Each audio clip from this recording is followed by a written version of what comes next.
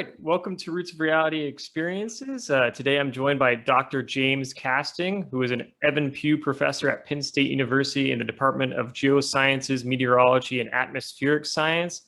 His research focuses on the evolution of planetary atmospheres and climates and whether life exists on planets around other stars. In the past, he worked for the National Center for Atmospheric Research, as well as the NASA Ames Research Center. Additionally, in 2018, Dr. Kasting was inducted into the National Academy of Sciences and is the author of the book, How to Find a Habitable Planet. So Dr. Kasting, thank you for joining me today. Okay, well, I'm happy to be on and get to talk about my favorite subject. Perfect. So I guess just getting started here, can you tell me how you first got interested in the search for life beyond Earth?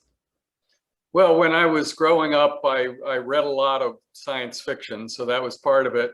I also grew up for most of my junior high and high school down in Huntsville, Alabama, which of course is the home of Marshall Space Flight Center, and the Apollo program was going full steam down there. Wernher von Braun was in town, so I always knew I wanted to do something space related. And then in college, I read a book by Carl Sagan and I think it was Igor Shklovsky and Sagan, Intelligent Life in the Universe. And that got me further hooked. So Awesome. Okay. Yeah, that makes complete sense. I think science fiction seems to do a lot for getting people kind of interested in a subject and kind of get their imagination going. So that's pretty cool. So tell me a little about your work. What are you currently working on right now? Well, I'm currently working on Earth's early atmosphere again. So that, I go back and forth between working on searching for life on planets around other stars and studying the evolution of Earth's atmosphere and climate. Actually, my expertise is more in the latter area because I was really trained as an atmospheric scientist, and I'm in a geosciences department and partly in atmospheric science and meteorology.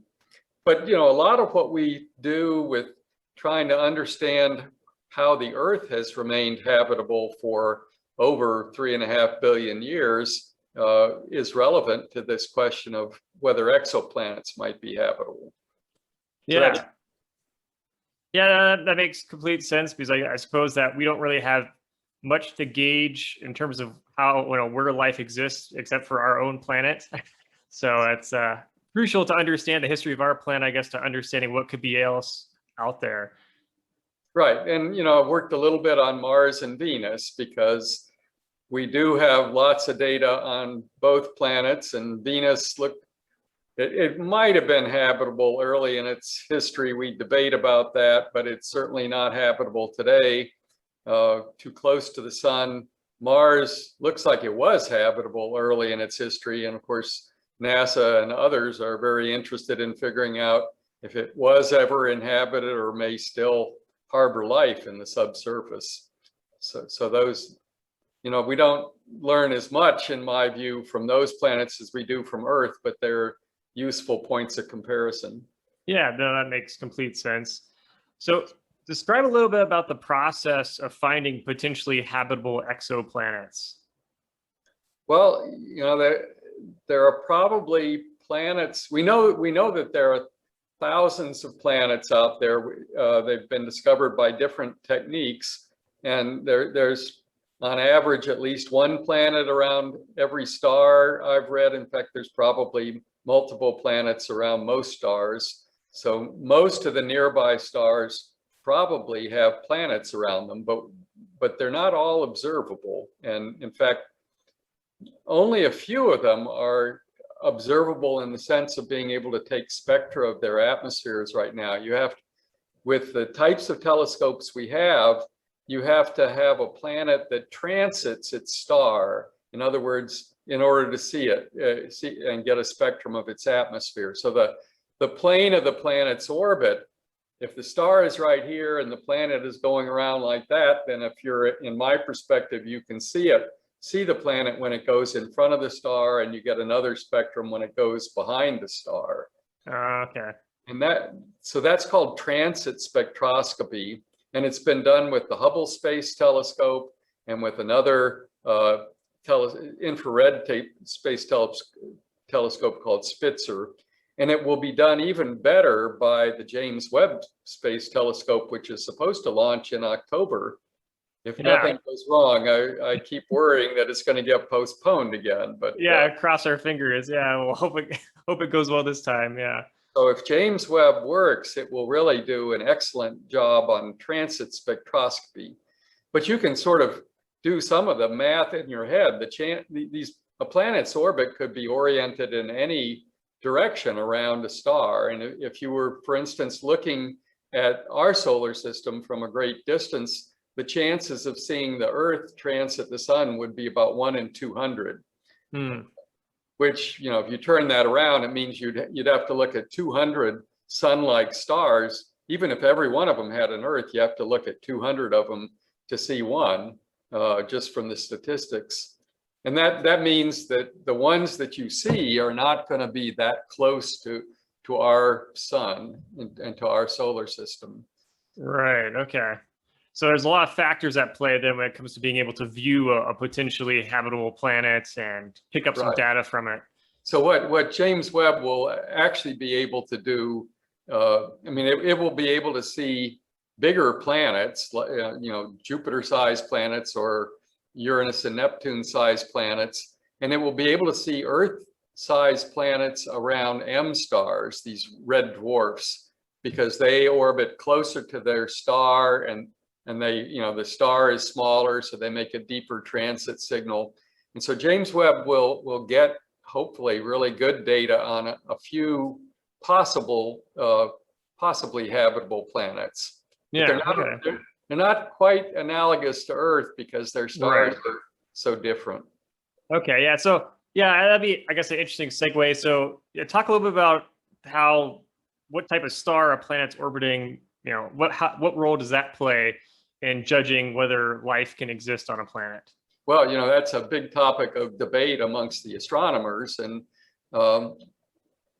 I think that the best types of stars for having habitable planets are stars pretty much like the sun, FGK stars. So the sun is a G2 star, and that means it's got a surface temperature of around a little less than 6,000 Kelvin, and we know what its luminosity is. And F stars are a little brighter than that, and K stars are a little dimmer, but then M stars are much dimmer than the sun. And so to get the same amount of starlight that the Earth gets, you need to get approximately the same amount of energy to, you know, be warm enough to support liquid water, but not too hot to boil it away. The habitable zone around the sun, by definition, you know, the Earth is at 1 astronomical unit, 93 million miles or 150 million kilometers.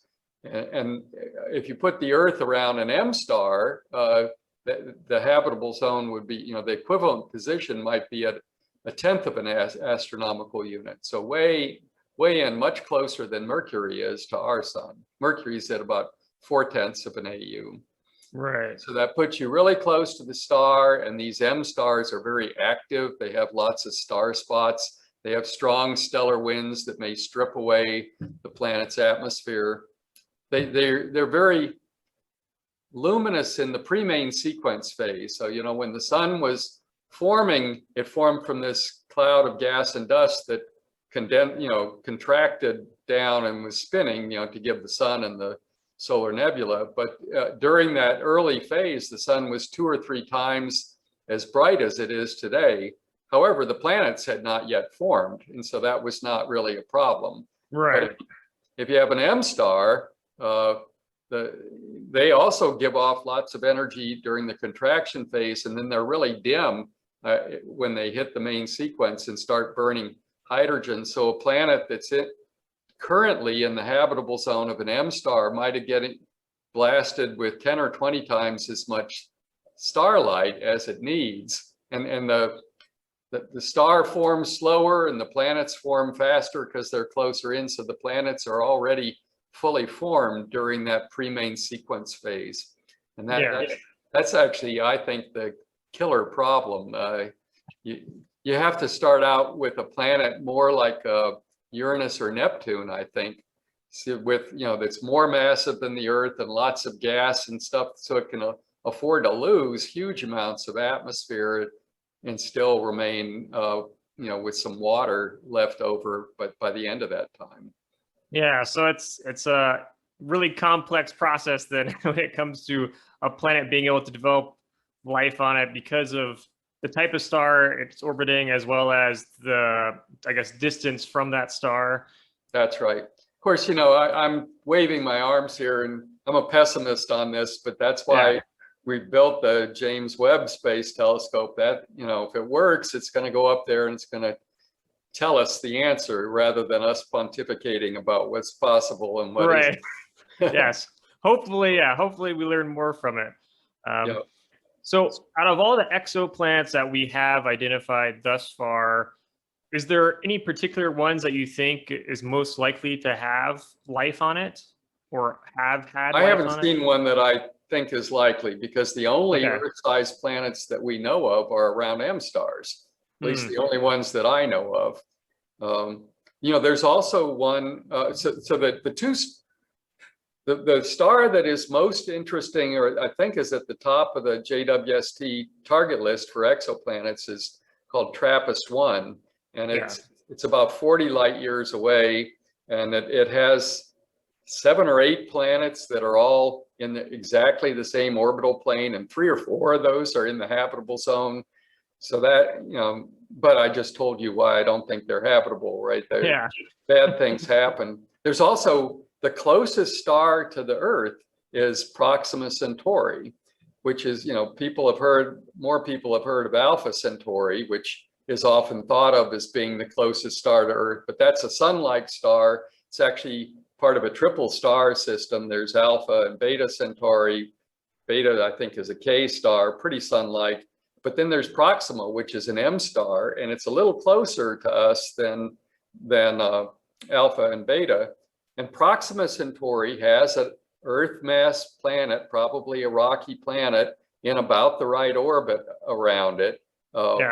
It doesn't transit, so you can't look at it with JWST, but you may be able to study that thing from the ground with these 30 and 40 meter ground-based telescopes that are being built as we speak.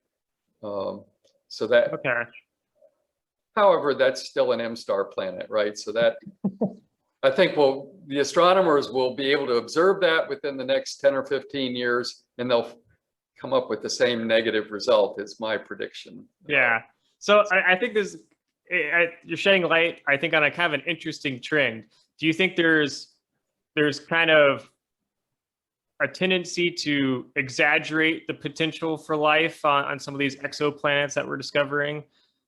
Well, if you're involved with a telescope like JW, you have to exaggerate, because NASA has already spent $9 billion on this thing.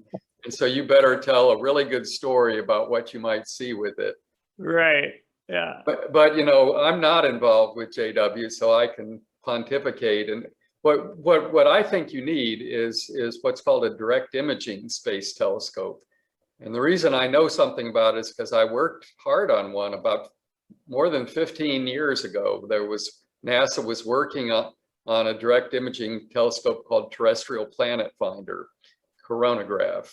So direct imaging, see, with JWST, that's looking for transits, and so you're actually looking at the planet when it goes in front of the star, and a little bit of the starlight goes through the planet's atmosphere on the way to the telescope. So if you subtract out the light from the star, compare the star when it had the planet in front of it and when it didn't, you can get a spectrum of a planet. It's kind of noisy, but you can do it.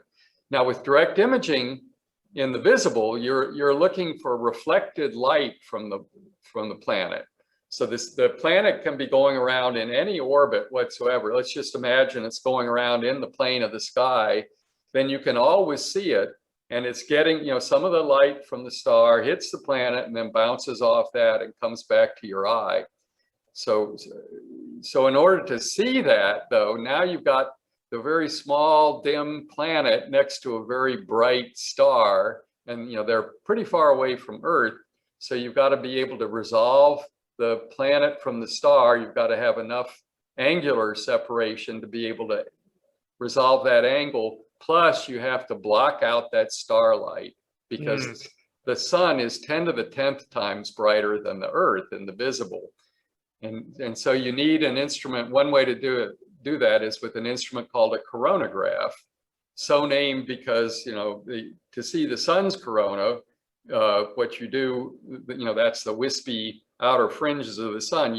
You have an instrument on a telescope that blocks out the sun, and then you can see the corona.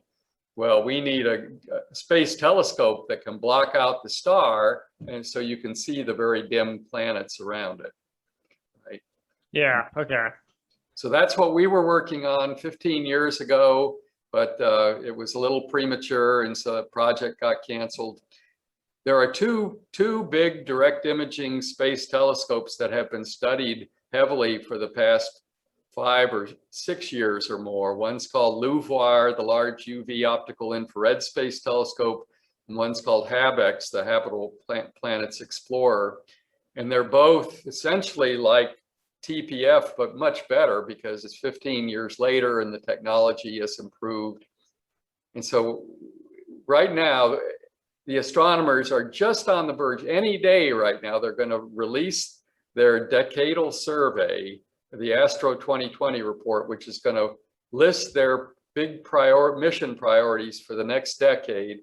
And, you know, I'm hoping they pick HabEx or LUVOIR, because then I might see that go in my lifetime. Okay. Yeah. No, it makes sense. It's I think easy for, you know, people not working in the field to kind of underestimate the you know, incredible amount of technical details involved in this process of, you know, making sure the telescope's just right and doing all the right things, and then, you know, putting in the right direction, and also just the funding limitations as well.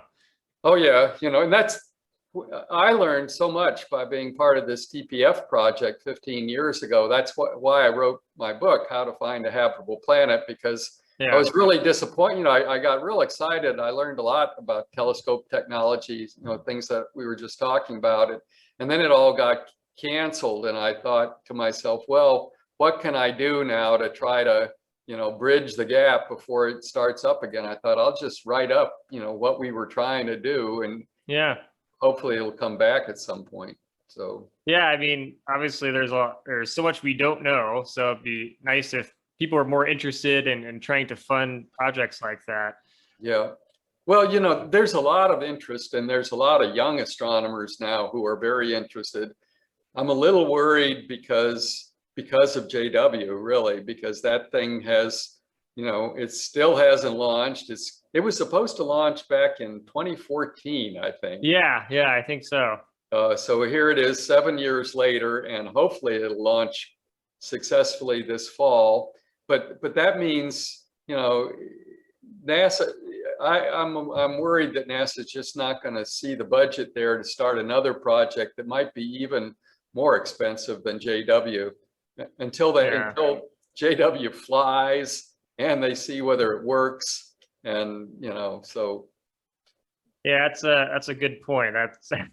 I'm prepared to be disappointed that you know, that they're going to say, well, these are really good projects, but this is probably not the right time to start it. We need to wait until JW proves its worth. So that's actually my guess as to what's going to happen.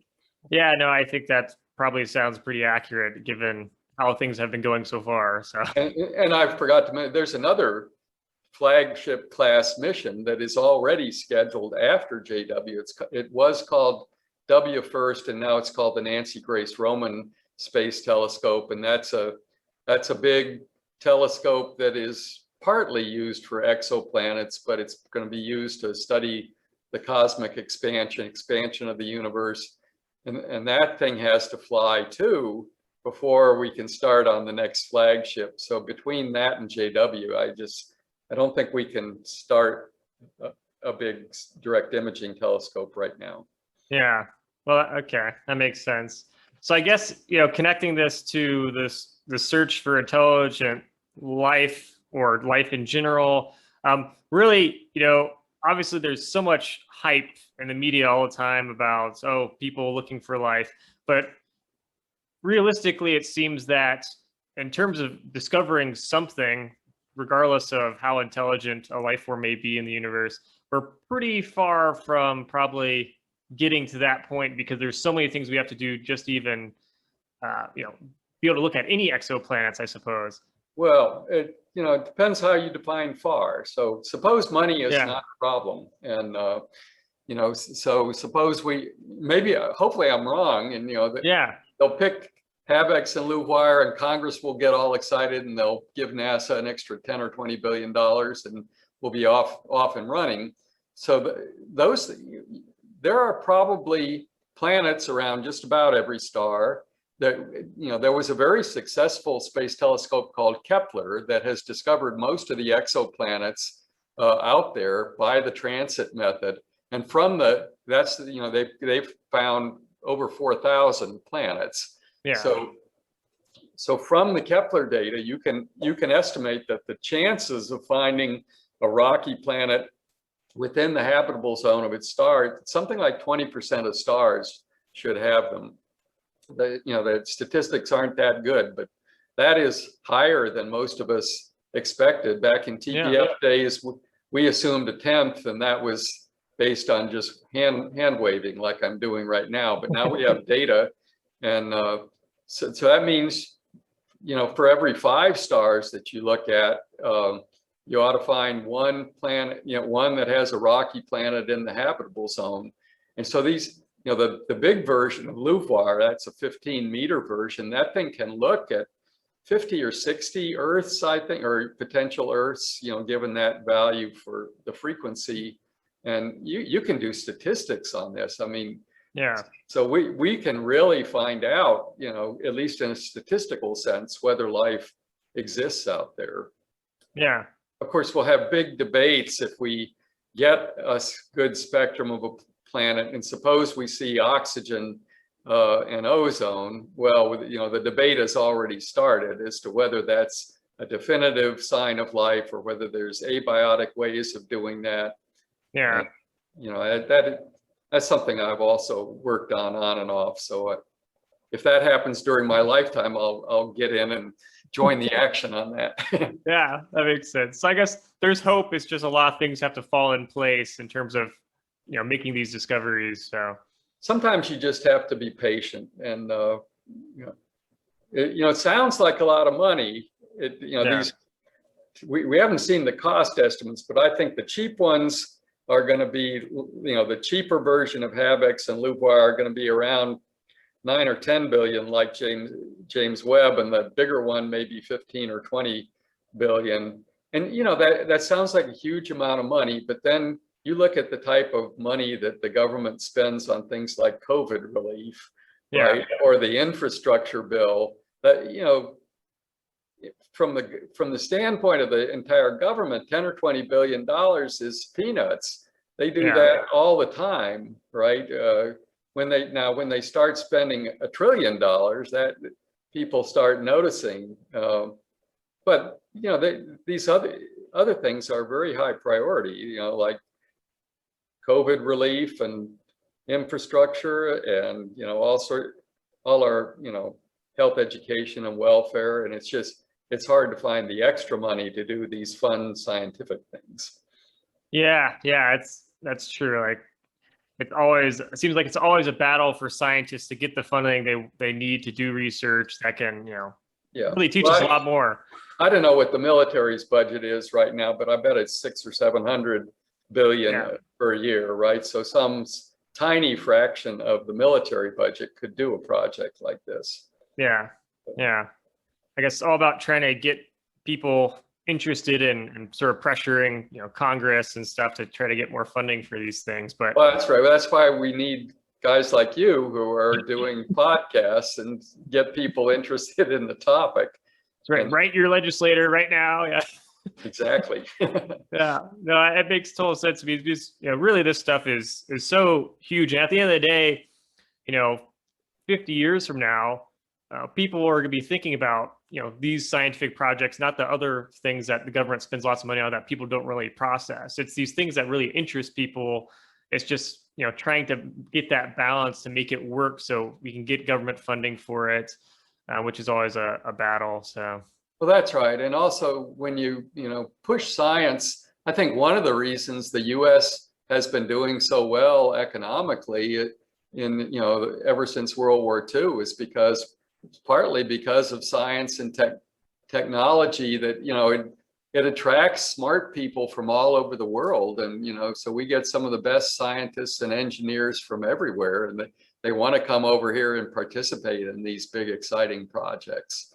Oh, yeah, definitely. I mean, that's such a huge thing. It's, I think, throughout, the history of civilization, societies that have had interests in science and trying to develop things have been the most, productive over time. So, back in TPF days, I can remember we were working with 4 aerospace companies and doing some preliminary designs for TPF. And it's funny, they had really young guys working on this, and we would go out to dinner with them. And I asked them one time, why does Boeing Aerospace was one of the companies, and I said, and TRW back at the time, and I said, why does a company like yours do this? Because we knew how much they were getting for their contracts. It was trivial compared to, they make most of their money on the military, actually. Yeah. And the guy explained to me, he said, well, for us, it's a form of advertising. It's something we can talk about publicly, and it allows us to attract young employees who want to work on highly visible, fun stuff. So it's a recruitment tool for them. And I thought that was really interesting. Yeah, that is. Sort of like what I was saying about the country. It's a recruitment tool for the country, but within the country, companies like things that put them on the front pages and they get good job applicants.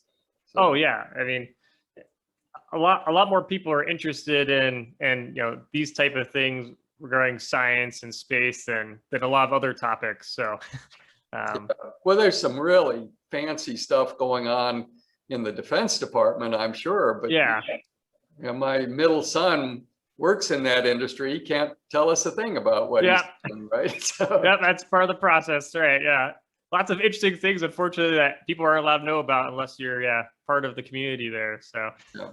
So I've been really, felt fortunate to be in the pure scientific side of things, because I think it is fun to talk about these things and think about. It's always good to be able to share, and that's important. So, let's see. From being in this field for so long, what would you say is kind of the most surprising thing you've learned thus far? Well, that's a good question. Let me think about it. I mean, the part that I've really worked on the most is the evolution of the atmosphere and climate, and so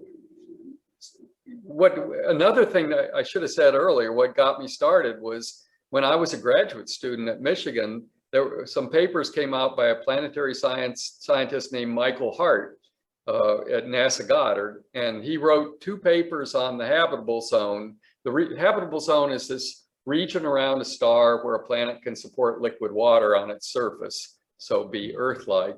And so his 1978 paper said the habitable zone around the sun is pretty narrow, and then the second paper said the habitable zones around other types of stars are even narrower. And so, it's sort of the bottom line was Earth might be the only habitable planet in the entire galaxy, or maybe even the universe. And I remember reading that and going, gosh, I hope that's not right, because I was a big fan of Carl Sagan, and he thought there was life all over the place. Right.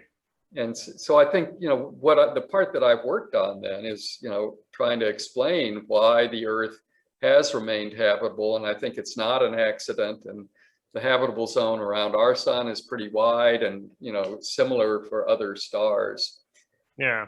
So in fact, these estimates of the frequency of habitable planets around other stars, that the astronomers call that eta sub Earth, the fraction of stars that have at least one planet within their habitable zone. they use our estimates for the width of the habitable zone, Okay. and the estimates are pretty wide, so that's why the numbers are pretty good. Yeah, that's always good if they're wide. Yeah, Yeah. keeps it interesting. Yeah, I mean, I guess that yeah, in the history of science in general, there's always been kind of premature predictions about big type of guesses about where the chances of life in other places, and I guess that's something that is probably pretty common for some, but really it's there needs to be kind of a balance where what is the consensus of scientists saying regarding a topic. It was that kind of thinking, from Carl Sagan and others that got me interested in the subject as a student. But then, the older I've gotten, and it's true for most scientists, what we're most interested in after studying things for a long time is testable hypotheses. Yeah. And that's why these, space telescopes that we've just been talking about are so interesting, because it's not just arm waving. Once they get up there, we can actually test our theories, and it's very exciting. Yeah, no, that's cool. So I guess transitioning a little bit again, a lot of people talk about, when they're talking about just the general search for life, and we've sort of talked about sort of the in and outs of funding and everything else, but it seems like two common things come up. One is the cost, obviously, as we've mentioned before, but also there's other people that talk about the idea of like, oh, well, if we did come into contact with life, especially intelligent life, that's potentially dangerous for us. In general, should we be searching for life? Let me answer that with a question.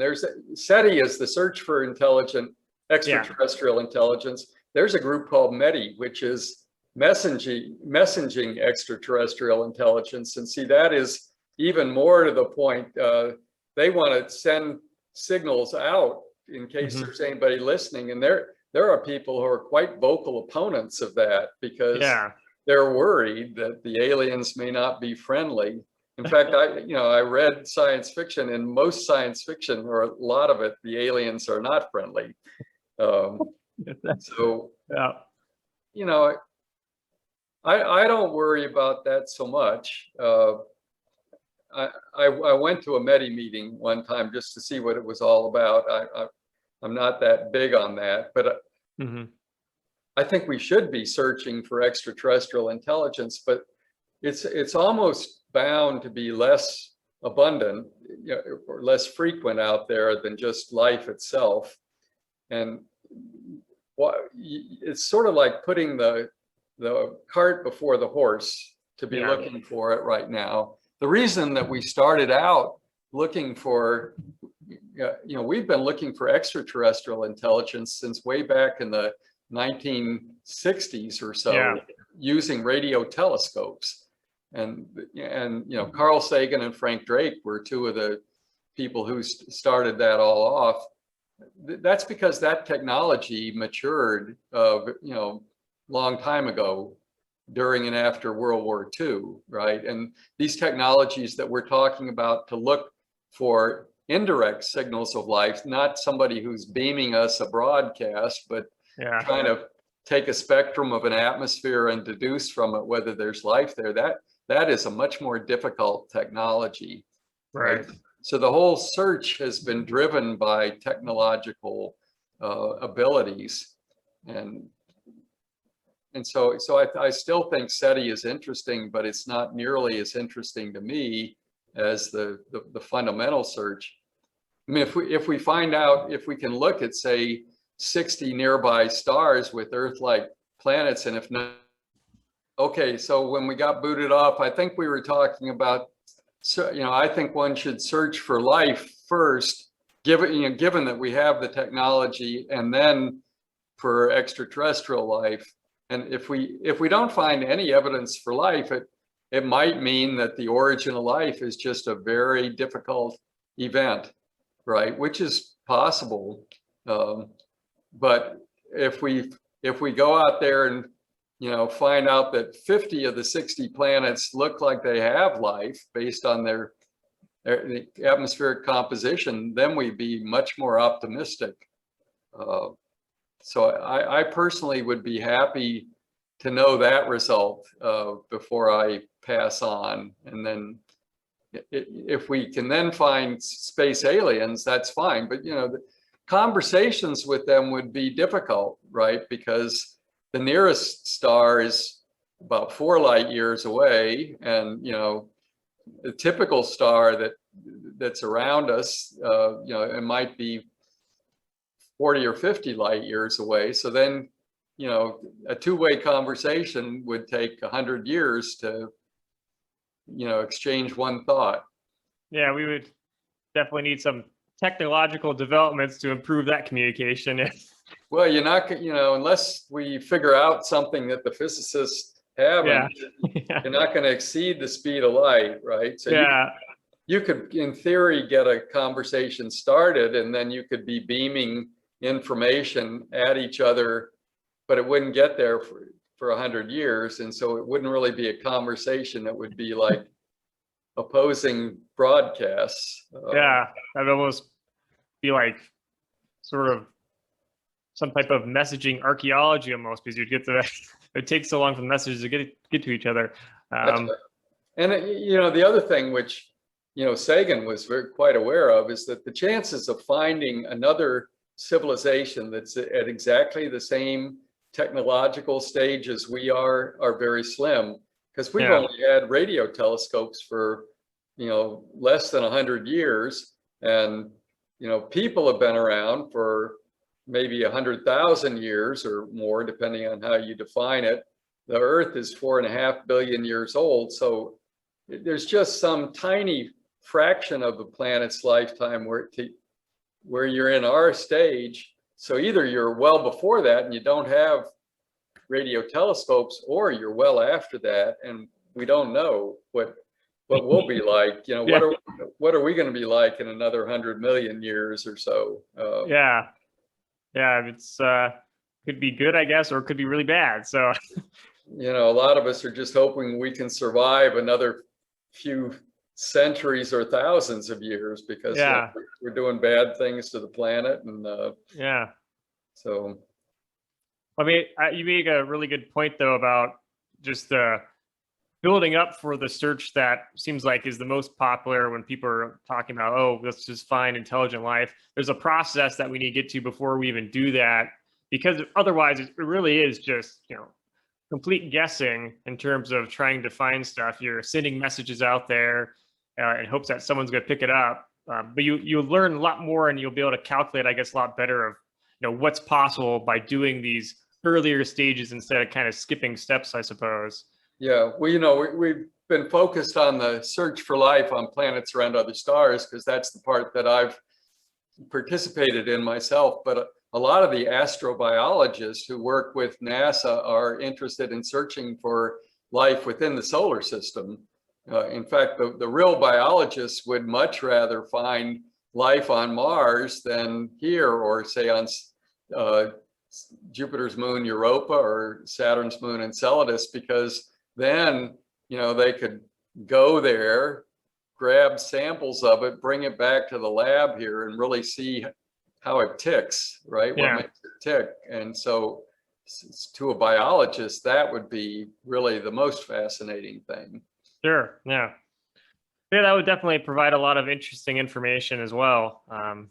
Well, we don't know exactly what life is, so I've been to various meetings where people try to define it, and we tend to define it in terms of something that's not too different from what we are. Right. It's carbon-based, requires water.